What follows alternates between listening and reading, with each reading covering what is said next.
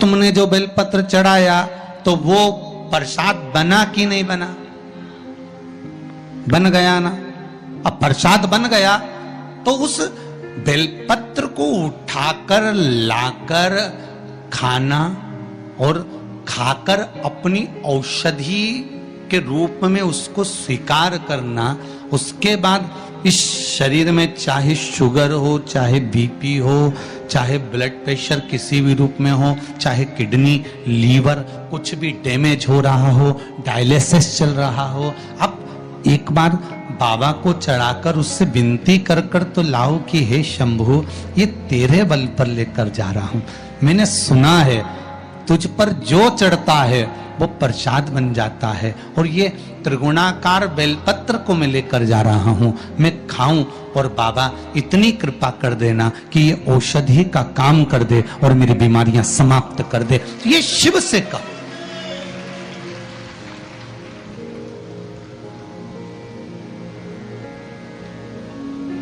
क्यों निर्माल्य बनकर फेंका जाए बेलपत्र को?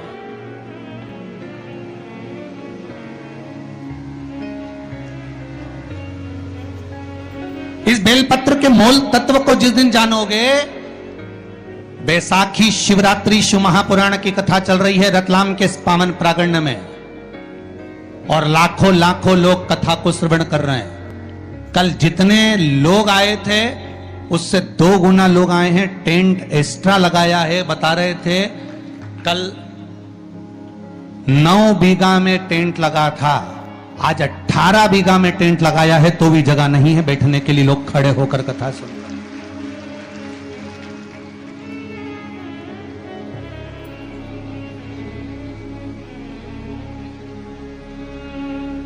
और 18 बीघा के टेंट में भी जगह नहीं। पीछे पुरुष को आप एक निगाह अगर मार कर देखेंगे तो ढेरों में खड़े हैं, इधर देखो उधर देखो, जहां निगाह पहुंच जाए उधर देख लीजिए महाराज।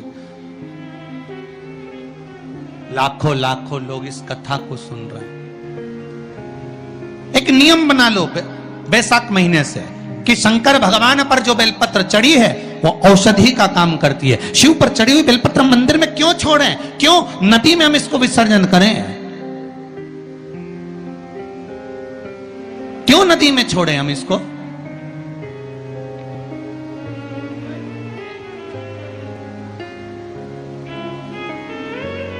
उसको उठा लाए, उसका प्रयोग करा, खाया, और उसका जो फल हमें मिला वो जीवन का सुख। हम तो ब्राह्मणों से भी कहेंगे, जितने ब्राह्मण जन शंकर भगवान के मंदिर में पूजन करते हैं, जितने विप्र जन भगवान शिव के मंदिर में पूजन करते हैं, उनको करवत्त निवेदन, उनके चरणों को प्रणाम कर कर, उनके चरणों को नमन कर कर, उन ब्राह्मणों के चरणों को नमन कर कर निवेदन करूंगा कि आप शंकर जी के मंदिर में कोई प्रसाद बांटो ना बांटो, जो बेलपत्र शंकर जी के मंदिर में चढ़ती है उस बेलपत्र को उठाकर धूप में डाल दो, सुखा लो, पीस लो, और पीसने के बाद उसकी पुड़िया बना लो।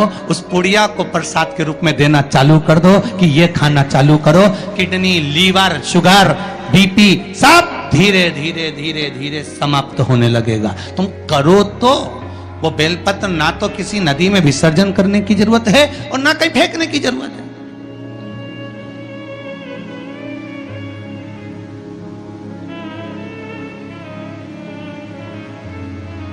प्रतिदिन भगवान को तुलसी चढ़ाते हो ना? तो रोज भगवान को तुलसी उनके भोग में चढ़ाते हो, उनके सामने चढ़ाते हो, उनके सम्मुख में ठाकुर जी की तुलसी चढ़ाते हो। उठा लाए, प्रयोग में लो, क्यों उसको विसर्जन में डालते हो?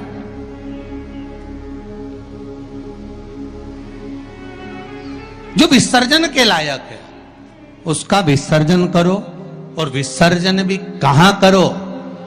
क्षिप्रा, गंगा, नर्मदा, सरयू या आपके क्षेत्र की कोई पवित्र नदी है, उस नदी में ले जाकर कोई निर्माल्य वस्तुएं मत पटको। आज वैसे ही इस पृथ्वी पर जल स्तर गिरते जा रहा है, उस पवित्र जल को हमें संजोना है। जो निर्माल्य की वस्तु मिले, एकांत में किसी खेत में उसको एक खड्डे में डालकर इकट्ठा करो। जब उसकी खाद बन जाए तो जिस खेत में उसको डालोगे भगवान के प्रसाद को, वो खेत भी उज्जवल आनंद सुख प्रदान करेगा और कुछ ना कुछ अच्छा देना प्रारंभ करेगा। क्यों किसी पवित्र नदी को हम नष्ट कर रहे हैं? क्यों गंगा को हम कचरा डालकर नष्ट करें? क्यों यमुना को, सरयू को, छिपरा को हम नष्ट करें?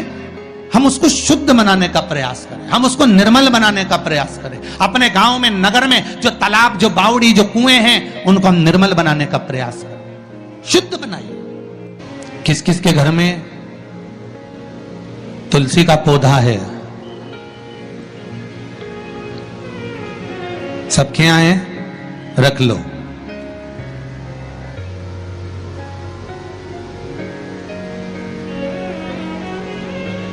कहां लगा है? घर के अंदर कि घर के बाहर?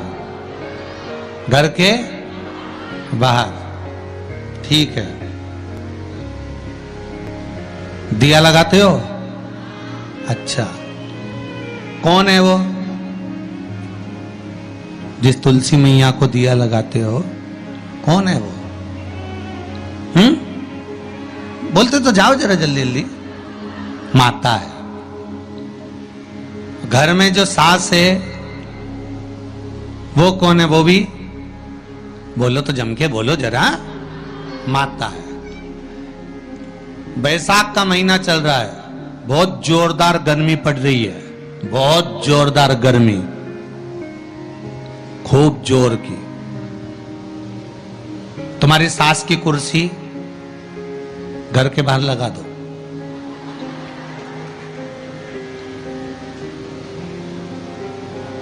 कितने घंटे बैठ सकती है वो?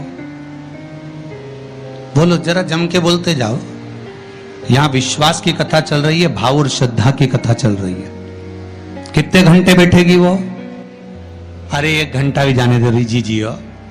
15 मिनट ऐसी चिलचिलाती हुई धूप में वो बैठ जाए, बहुत कठिन बात, बहुत कठिन।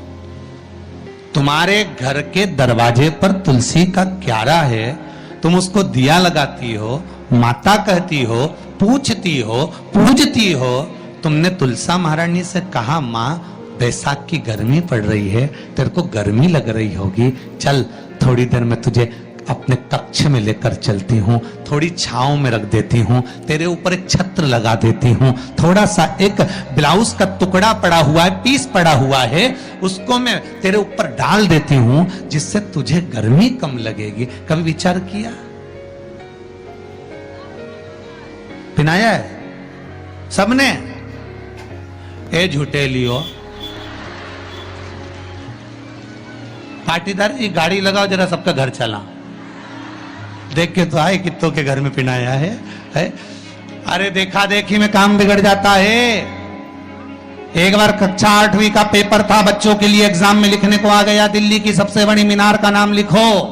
आगे वाले ने लिख दिया दिल्ली में कुतुब मीनार है, पीछे वाले ने आगे वाले का देखकर लिख दिया दिल्ली में कुतिया बीमार है।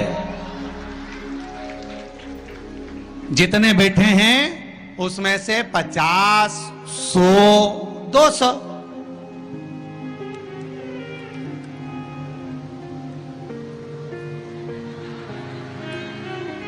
अरे बोलो तो सही है वो, उतना बहुत।